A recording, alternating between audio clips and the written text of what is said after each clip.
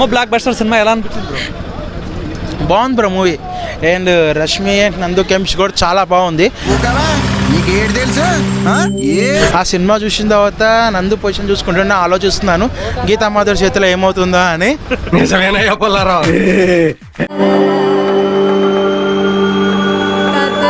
రష్మి గారి యాక్టింగ్, నందు అన్న యాక్టింగ్ బాగుందన్న. అంటే కొత్తగా ఫ్రెష్గా తీసినట్టు.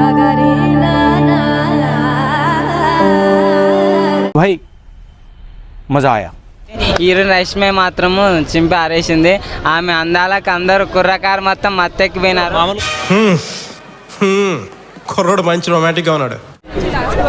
అంతా చాలా ఇంట్రెస్టింగ్గా ఫోకస్డ్ అవుతూ ఉంటుంది. సో అన్నీ బాగున్నాయి.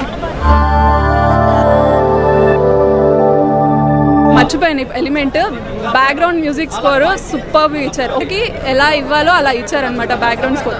6 అడుగుల గుంట, 3 అడుగుల బురద, 3 అడుగుల చెత్త. చాలా బాగుంది అసలు బ్యాక్గ్రౌండ్ స్కోర్ అయితే. చాలా రోజుల తర్వాత మంచి హిట్ వచ్చింది. యా చెప్తున్నాను కదా, వీకెండ్కి హ్యాపీగా వచ్చి ఫ్యామిలీతో అందరూ చూసేయచ్చు. అవునా నిజమా నెక్స్ట్ ఎలా జరుగుతుంది ఏం జరుగుతుందని ఒక ఎక్సైట్మెంట్తో చూడాలన్నమాట.